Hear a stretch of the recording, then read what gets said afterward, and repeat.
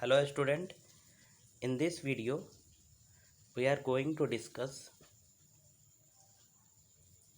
some basic things of unit number 5 simple machine. तो हम लोगों ने पिछले वीडियो में बात की थी सिंपल मशीन के कुछ डिफिनेशंस को हम लोगों ने देखा था। Simple machines, compound machine, efficiency क्या होता है, ये सब हम लोगों ने देखा था। लोड क्या होता है, एफर्ट क्या होता है, ये सब चीज़ों को हम लोगों ने देखा था। तो इस वीडियो में हम लोग बात करेंगे आइडियल मशीन के बारे में। ये हमारा दूसरा सेकंड लेक्चर है सिंपल मशीन का, और इसका काफ़ी अच्छा वेटेज है। इस यूनिट का 15 मार्क्स के क्वेश्चन आते हैं एग्ज़ाम्स में। 20% ये अकेले ये यूनिट कवर करता है आपका, तो ये काफ़ी इम्पोर्टेंट है। ये काफ़ी थ्योरेटिकल पार्ट है, अगर देखा जाए तो थ्योरी यहाँ से आते हैं, न्यूमेरिकल भी आते हैं, जो कि इस वीडियो में हम लोग देखेंगे। तो चलिए स्टार्ट करते हैं, देखते हैं ideal machine. Ideal machine basically क्या होता है? It is defined as machine in which there is no friction. वैसा मशीन जिसमें कोई फ्रिक्शन नहीं हो, कोई फ्रिक्शन लॉस नहीं हो, किसी भी तरह का कोई लॉस नहीं हो। और मशीन में लॉस किस तरीके का होता है? फ्रिक्शन के रूप में लॉस होता है। तो ऐसा मशीन जिसमें कोई लॉस नहीं हो, there is no loss, there is no loss and there is no friction, तो वैसे मशीन को कहते हैं हम लोग आइडियल मशीन। एक्चुअल में आइडियल मशीन जो है, ऐसा कोई मशीन नहीं है जो आइडियल हो। आइडियल मशीन का मतलब हुआ कि वो उसमें कहीं भी कोई तरह का कोई लॉस नहीं हो रहा उस मशीन में। तो ऐसा प्रैक्टिकल में कोई ऐसा रियल लाइफ में मशीन नहीं है जिसका 100% एफिशिएंसी हो, मतलब कोई उसमें लॉस ना हो। हर मशीन में कुछ ना कुछ लॉस होता है, चाहे वो फ्रिक्शन के रूप में हो, चाहे वो वेयर एंड टियर के रूप में हो।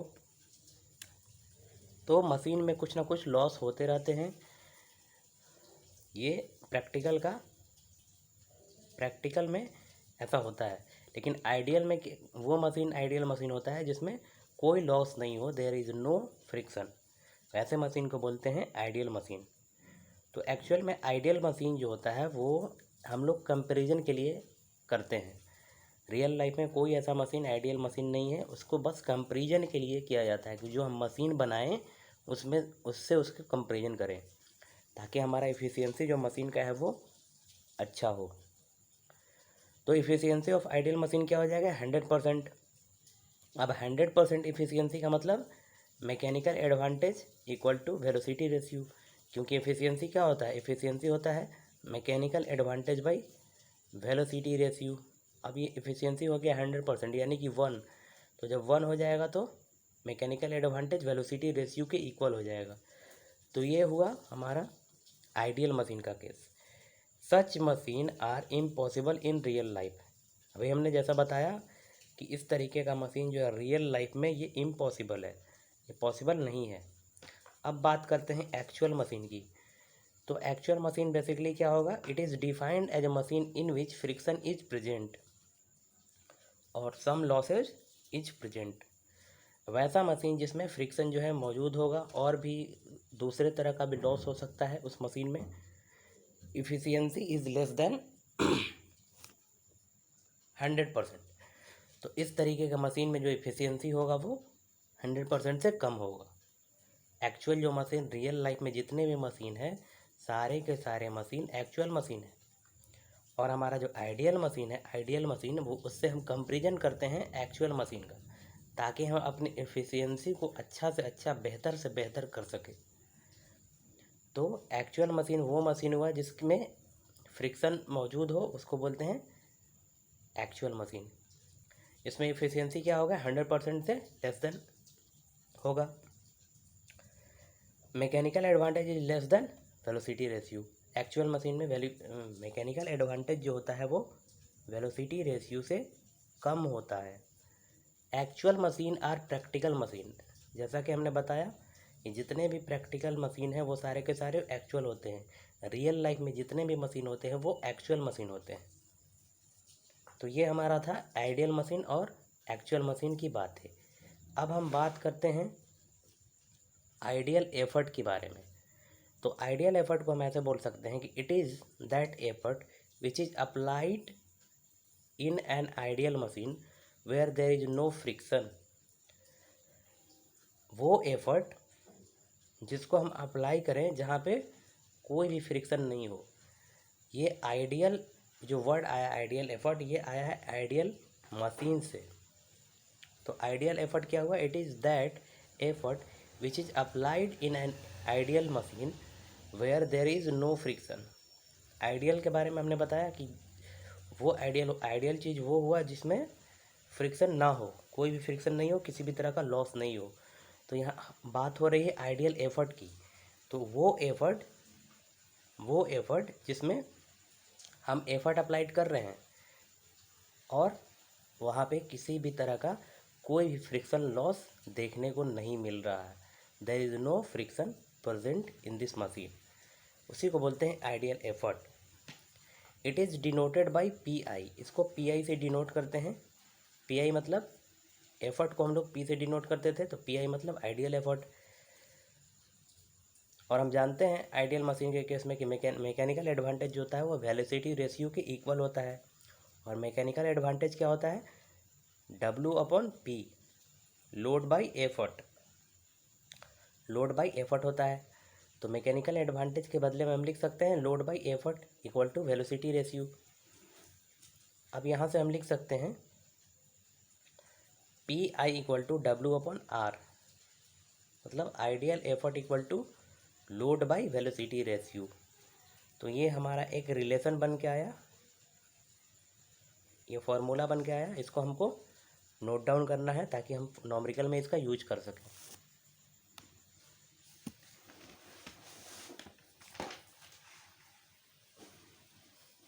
इसके बाद हम बात करते हैं अब आइडियल लोड के बारे में। तो बेसिकली जिस तरीके से आइडियल एफर्ट था उसी तरीके से आइडियल लोड भी होगा। तो ideal load, it is a load which is lifted in an ideal machine. जो आइडियल मशीन को लिफ्ट करता है उसको बोलते हैं ideal load. It is denoted by WI, इसको WI से डिनोट करते हैं क्योंकि लोड को हम लोग W से डिनोट करते हैं और सफिक्स में अगर I लग गया तो आइडियल लोड, तो ये इसको डिनोट करते हैं WI से। अब जब आइडियल का केस है तो मैकेनिकल एडवांटेज किसके इक्वल होगा? वेलोसिटी रेशियो के। मतलब यहाँ एफिशिएंसी क्या है? 100% है। आइडियल के केस में एफिशिएंसी कितना होता है? 100%। तो मैकेनिकल एडवांटेज को हम लिख सकते हैं W/P, load by effort equal to velocity ratio. तो यहाँ से WI इक्वल टू हम लिख सकते हैं, WI जो है लिख सकते हैं वो P/VR। ये हमारा एक और रिलेशन बन के आया। तो ये था हमारा आइडियल लोड और हमने देखा आइडियल एफर्ट। अब हम बात करते हैं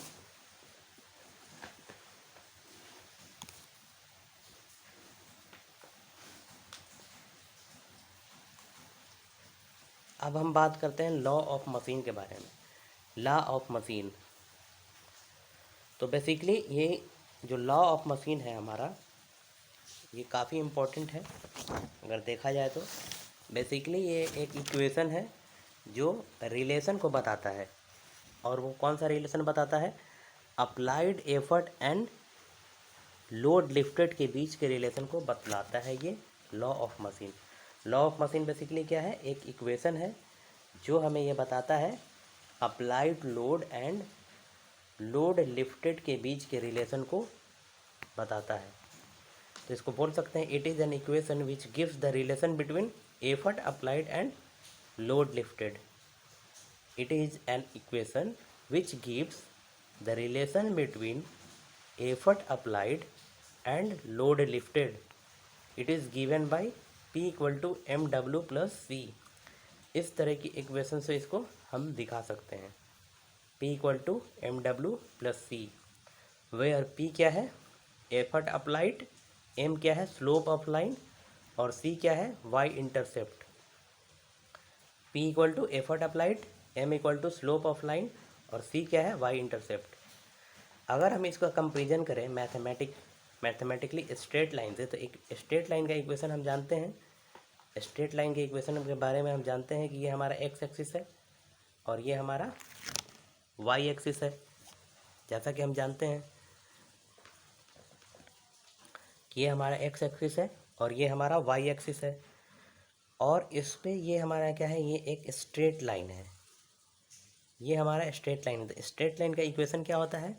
स्ट्रेट लाइन का इक्वेशन होता है y equal to m x plus c, y equal to m x plus c, ये हमारा स्ट्रेट लाइन का इक्वेशन है। जहाँ y क्या है, जहाँ y होता है, ये हमारा y एक्सिस है, और m क्या है, m स्लोप होता है। स्लोप मतलब जो ये जो स्लोप देख रहे हैं आप, ये स्लोप थीटा, इसको बोलते हैं टैन थीटा। m क्या है, स्लोप है, और c क्या है, y इंटरसेप्ट है, मतलब ये y एक्सिस पे इंटरसेप्ट कर रहा है इसको। ये जो लाइन हमारा है स्ट्रेट लाइन, ये y एक्सिस को इंटरसेप्ट कर रहा है, तो इसको बोलते हैं y इंटरसेप्ट, c को। तो इसी का कंपेरिजन हम करते हैं लॉ ऑफ मशीन में, जो हमारा x एक्सिस पे हम लोग लोड को दिखाते हैं। x एक्सिस हमारा ये है, इस पे हम लोड को दिखाते हैं, और y एक्सिस पे हम लोग एफर्ट को दिखाते हैं। जैसा कि हम दिखा रहे हैं y एक्सिस पे एफर्ट को हमने p से डिनोट किया, लोड को हमने w से डिनोट किया। उसके बाद हमारा जो है ये स्ट्रेट लाइन है, जैसा कि हम लोगों ने देखा था ये स्ट्रेट लाइन में, उसी तरीके से ये स्ट्रेट लाइन है, और इसका इक्वेशन क्या हो जाएगा, p इक्वल टू एम डब्ल्यू plus c, p equal to m डब्ल्यू प्लस सी। जैसे कि हम लोगों ने देखा था कि स्ट्रेट लाइन का इक्वेशन क्या होता है, y equal to m x plus c. तो y एक्सिस पे क्या है, यहाँ p है, तो y की जगह पे p लिख दिया हमने, और m तो m लिखाएगा, m क्या है, स्लोप है, स्लोप ऑफ लाइन है, तो m क्या है, स्लोप है, उसको हमने m को एज इट इज m लिखा। अब x के जगह पे क्या लिख सकते हैं, x एक्सिस पे हमने यहाँ लोड को दिखाया है, तो x के जगह पे w लिख सकते हैं, तो एम डब्ल्यू प्लस सी, सी क्या है, फाई इंटरसेप्ट है ये c। तो हम लोग इसको स्ट्रेट लाइन से इसका कंपेरिजन करते हैं। तो बेसिकली लॉ ऑफ मशीन क्या है, it is equation which gives the relation between effort applied and load lifted. जो हम एफर्ट अप्लाई कर रहे हैं उससे कितना लोड लिफ्ट होगा, उसी के बीच के रिलेशन को ये बतलाता है हमारा लॉ ऑफ मशीन। तो आई होप कि आपको लॉ ऑफ मशीन समझ में आया होगा।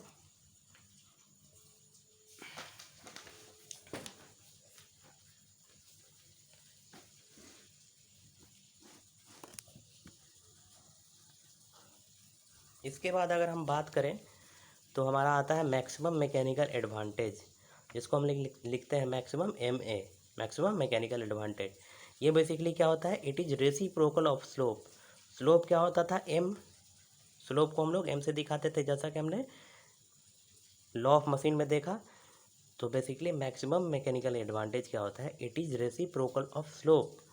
तो मैक्सिमम मैकेनिकल एडवांटेज को लिख सकते हैं 1/m, maximum mechanical advantage equal to 1/m। अब हम बात करते हैं मैक्सिमम इफ़िशियंसी की। तो मैक्सिमम इफ़िशियंसी क्या होता है, it is ratio of maximum mechanical advantage and velocity ratio. Maximum mechanical advantage और वेलोसिटी रेशियो के रेशियो को बोलते हैं मैक्सिमम इफ़िशियंसी। तो मैक्सिमम इफ़िशियंसी हम क्या बोल सकते हैं, मैक्सिमम इफ़िशियंसी हम लोग बोल सकते हैं maximum mechanical advantage by velocity ratio, इसको हम लोग ऐसे लिख सकते हैं। तो ये सब कुछ बेसिक चीज़ें थी जो हम लोगों ने इस वीडियो में देखा। तो आई होप कि आपको समझ में आया होगा, ये थ्योरेटिकल पार्ट था। So thank you. Next video में हम लोग न्यूमेरिकल देखेंगे और कुछ न्यूमेरिकल बनाएंगे। जो हम लोगों ने फार्मूला अभी देखा और जो रिलेशन देखा, उसके बेसिस पे हम लोग कुछ न्यूमेरिकल्स देखेंगे। So thank you.